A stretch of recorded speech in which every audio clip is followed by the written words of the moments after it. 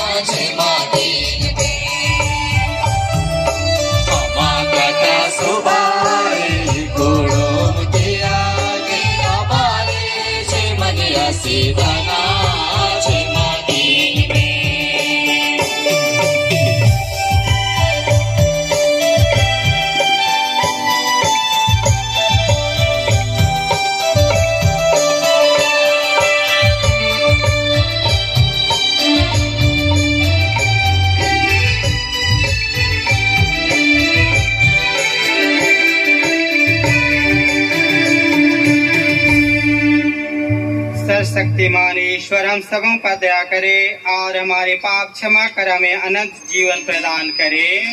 आमीन।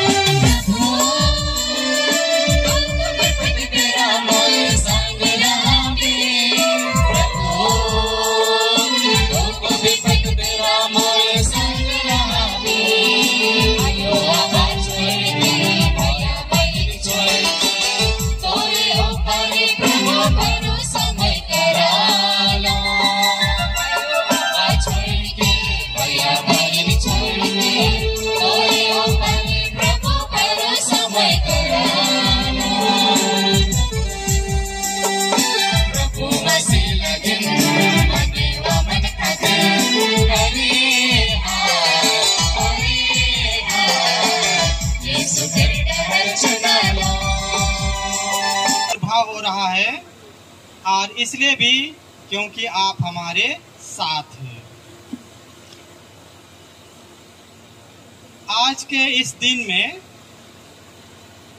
जब हम आज ये रजत जयंती के अवसर पर यहाँ पर उपस्थित हुए हैं, तो मैं अपने आप में मनन चिंतन कर रहा था कि लोग आखिर रजत जयंती, स्वर्ण जयंती, डायमंड जुबली ये सब क्यों मनाते हैं। और इसके मनाने के पीछे एक ही बात सामने मेरे लिए एक जवाब मिलता है, और वह है ईश्वर के महान वरदानों के लिए, उनके असीमित प्यार के लिए हम एक साथ मिलकर ईश्वर को क्या करते हैं, धन्यवाद देते हैं। और इसी धन्यवाद के स्वरूप को प्रकट करने के लिए आज हम सभी को एक मिलने जुलने के नाम से इतने भारी संख्या में परमेश्वर को धन्यवाद देने के लिए आए हुए हैं। तो जरूर ईश्वर ने हम सबों के जीवन में बहुत सारा वरदान दिया है, और उसी को हम लोग कहते हैं रजत जयंती के अवसर पर ईश्वर के अनुग्रह का वर्ष, ईश्वर की कृपा का समय।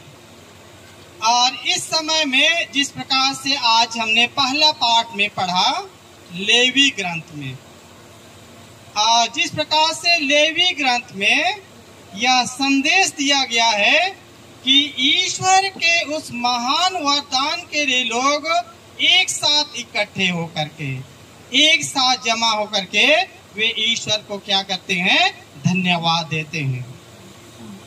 और साथ ही साथ आज अपने पुरोहिताई के जीवन पर जब हम मनन चिंतन करते हैं, तो इस 25 वर्षों के दरमियान हमने क्या पाया, हमने क्या खोया। लेकिन व्यक्तिगत रूप से मैं अनुभव करता हूँ, मैंने कुछ नहीं खोया, लेकिन सिर्फ और सिर्फ मैंने जीवन में पाया। और इसी जीवन में पाने के आधार पर जिस प्रकार से अभी जो यहाँ संक्षिप्त जीवनी के आधार पर आप सबों ने सुना, 25 साल मैंने गुजारा, 25 साल हमने बिताया ईश्वर और लोगों की सेवा के लिए। और इसी आधार पर 25 वर्षों के दरमियान बहुत सारे पुरोहितगण, धन बहने या अन्य लोग जो रहते हैं, इधर उधर भटकते रहते हैं। भटकने की बात नहीं, एक ईश्वर की योजना के अनुसार, समय और अवसर की परिस्थिति के अनुसार उनका बदलाव होता रहता है। लेकिन मैंने सिर्फ और सिर्फ अभी तक 2 ही पारिश मैंने देखा है, सिर्फ और सिर्फ 2 पारिश। पहला पारिश मेरा कर्रा रहा, और वहाँ पावन पुरोहित अभिषेक के बाद में पहली बार मेरी नियुक्ति हुई कर्रापल्ली में। और मैं ही ऐसे सौभाग्य आदमी रहा जो कि पुरोहित बनने के करीब 1 महीना पहले मुझे सब आभास हो गया था, मुझे सब जानकारी मिल गई थी कि फादर बनने के बाद आपकी पहली नियुक्ति कर्रा में होगी।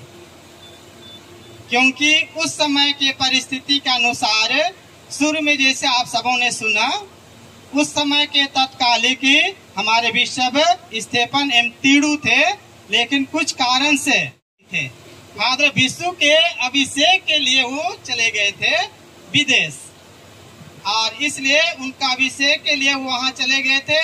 यहाँ बिशप का पद खाली हो गया था, और इसलिए हम लोगों को जमशेदपुर के बिशप को यहाँ पर बुलाना पड़ा। और उसी के कार्यक्रमों से जैसे हमने सुना यहाँ पर फेलिक्स टोप्पो और बाद में रांची महाराम प्रांत के आर्च बिशप बने, उन्हीं के द्वारा मेरा पुरोहित अभिषेक संपन्न हुआ। संत योहन के सुसमाचार के अंतिम भाग में, संत योहन के सुसमाचार के अंतिम भाग में हम लोग सुनते हैं, यदि यीशु ख्रीस्त अपने पुनरुत्थान के बाद में उन्होंने जगह जगह जा करके बहुत सारा उन्होंने क्या किया, चमत्कार किया। बहुत सारा उन्होंने लोगों के सामने चमत्कार दिखाया। और वहाँ लिखा हुआ है, यदि एक एक चमत्कार को हमारे इस बाइबल में लिखा हुआ होता तो क्या होता कि पूरे दुनिया भर में भी वह किताब नहीं समा पाता। इसलिए वही बातों को बाइबल में यीशु ख्रीस्त के उस चमत्कार को लिखा गया है, जिसके विषय में जो हम विश्वास करें, जिसके आधार पर हमारा विश्वास मजबूत हो। और इसलिए मैं अनुभव करने लगा कि यदि हमारे इतने 25 साल के इस रजत जयंती के अवसर पर जितने भी हमारे परिचित रहे, जितनों से भी हमें प्यार मिला, जितनों के साथ हम मिले जुले, जितनों के साथ हमने छोटा सा भी वक्त बिताया, अगर सभी को अगर आज के इस दिन के लिए बुलाए जाते तो शायद हम अनुभव करते हैं ये पीढ़ी टोले में भी नहीं समा पाते। लेकिन उन्हीं लोगों को बुलाया गया। शायद बहुत सारे लोग आसरा भी कर रहे थे कि फादर जुबली मना रहे थे, जुबली मना रहे हैं, हमको शायद बुलाएगा, लेकिन ये सब असंभव ही रहा। और इसलिए आप सभी, जैसे आज के सुसमाचार में मैंने उन्हीं को चुना। मैं सच्ची दाखलता हूँ और तुम क्या हो, डालियां हो। जिस तरह दाखलता के साथ जुड़े बिना डालियां फल नहीं उत्पन्न करती, उसी प्रकार आप सबों के साथ बिना जुड़े हुए मैं भी शायद अपना इस 25 वर्षीय जुबली को अच्छी तरह से नहीं बिता पाया। और इसलिए मैंने शुरू में ही कहा, बहुत सारे लोगों की प्रेरणा, प्रोत्साहन और प्रार्थना मेरे साथ में रहा। और साथ ही साथ बहुत सारे लोग मुझसे भी प्रेरणा पाए और मुझसे भी प्यार पाए, और उसी प्यार और प्रार्थना के बदौलत सब हम लोग एक दूसरे के साथ जुड़े हुए, तब केवल आज हमारे इस जुबली के अवसर पर हम सभी यहाँ पर ईश्वर को धन्यवाद देने के लिए यहाँ पर एकत्रित हुए हैं।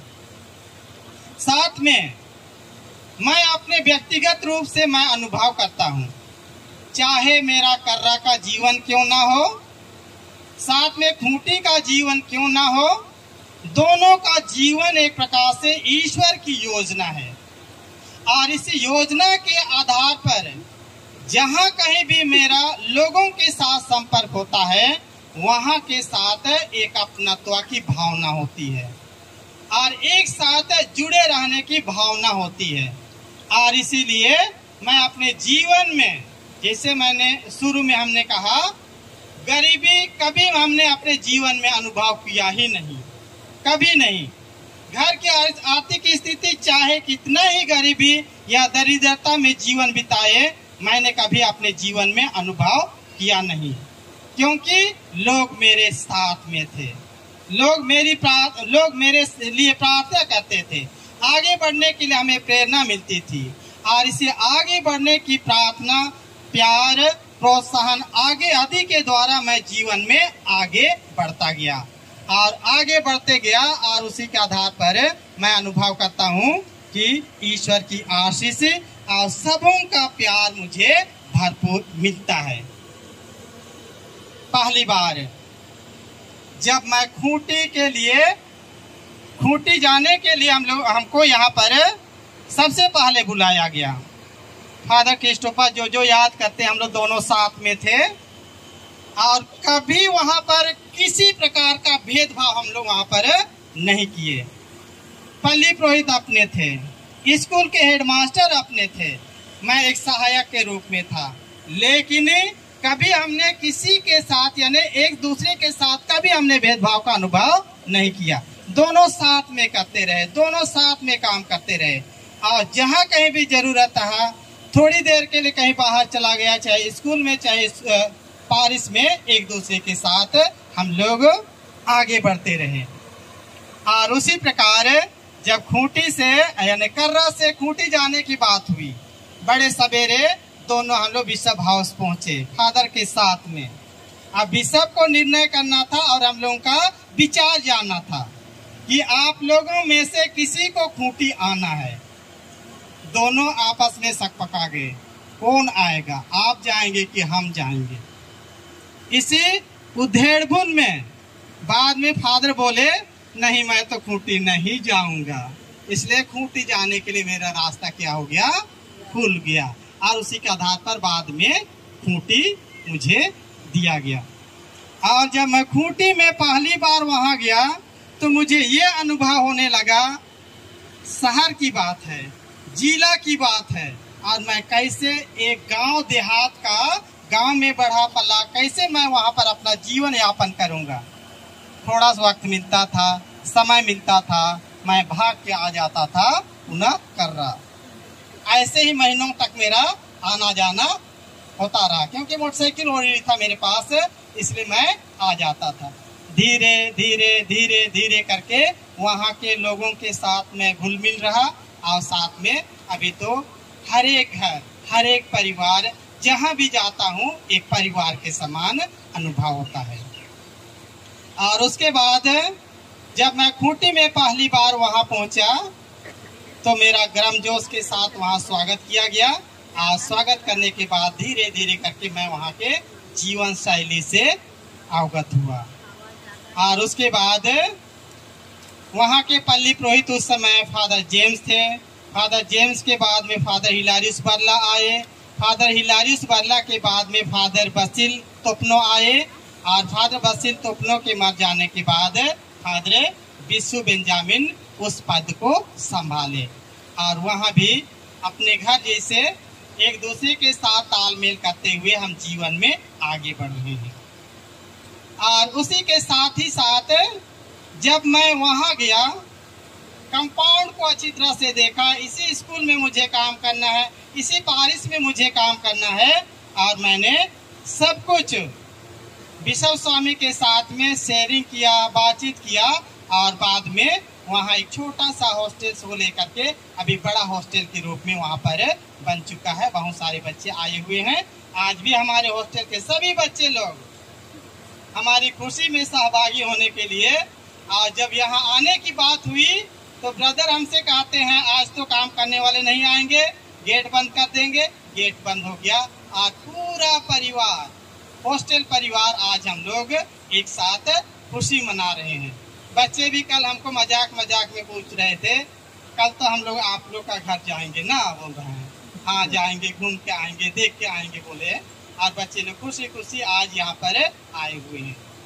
साथ में आज के इस दिन के लिए मैं आप सबों को बहुत दिल की गहराई से धन्यवाद देता हूँ, क्योंकि आप सबों का प्यार, आप सबों की प्रार्थना, आप सबों का सहयोग, आप सबों का प्रोत्साहन मेरे साथ में है। और इसी के आधार पर हम 25 साल गुजारे, इसलिए ईश्वर को धन्यवाद देने का दिन है।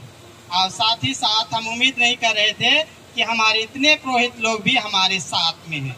जब इतने हमारे साथ में हैं तो हम जरूर जीवन में आगे बढ़ते रहेंगे। ईश्वर की कृपा और आशीष सदा हम सबों के जीवन में लगा रहे, और इसी के साथ हम लोग जीवन में आगे बढ़ते रहे। तो सबों को बहुत बहुत धन्यवाद। सब कुछ तो तोड़ दीवाना, दुनिया सजाएगी हो प्रभु को, दुनिया जिन प्रेम बलिदान, काजे खड़ा हो प्रभु को सोचना। सब कुछ तो तोड़ दीवाना, दुनिया सजाएगी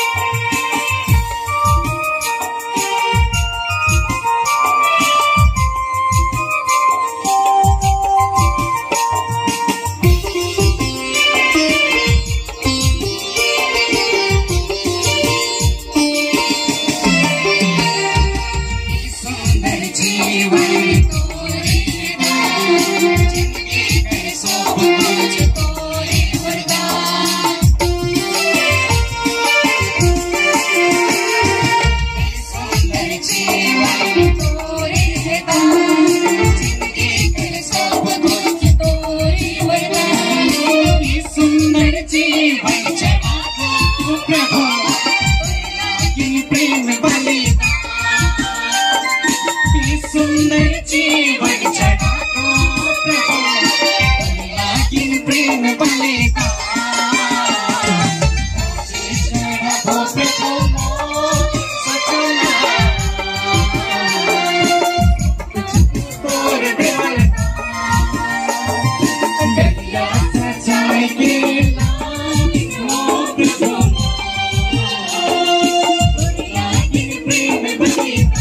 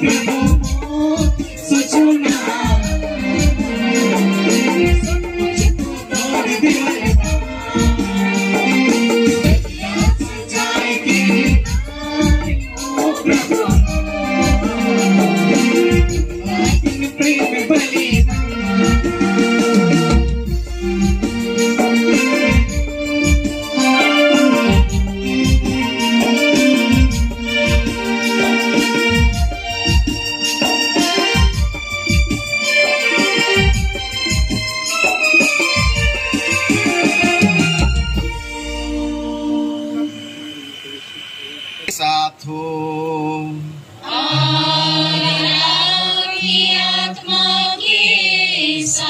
प्रभु में मन लगाए, हम प्रभु में मन लगाए हुए हैं। हम अपने प्रभु ईश्वर को धन्यवाद दें। यह उचित और न्याय संगत है। हे प्रभु, यह वास्तव उचित और न्याय संगत है। हमारा कर्तव्य तथा कल्याण है कि हम सदा और सर्वत्र और विशेष करके इस अवसर पर अधिक गौरव के साथ तेरा गुणगान करें। जब ख्रिस्त हमारे पास का कमीमना बलि चढ़ाए गए हैं, अपना शरीर अर्पित करके इन्होंने प्राचीन बलिदानों को क्रूस के बलिदान में पूर्ण बनाया और स्वयं पुरोहित, वेदी और बलि का मेमना बनकर हमारी मुक्ति के लिए स्वयं को तुझे समर्पित किया। इसलिए पास्का के आनंद से विभोर होकर हर देश और जाति के लोग तेरी प्रशंसा में उल्लसित होते हैं और स्वर्ग शक्तियां दूतों की सेनाओं के साथ मिलकर निरंतर तेरी महिमा का बखान करती है।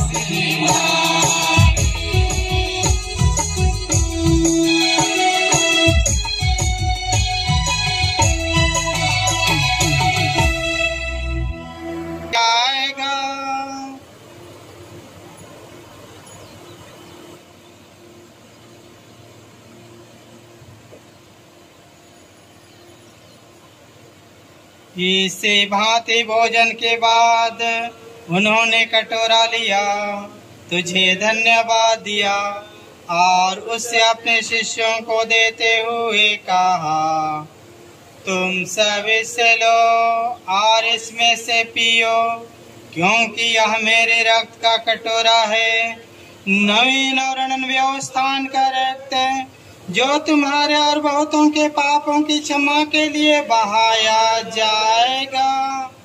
तुम मेरी स्मृति में यह करो।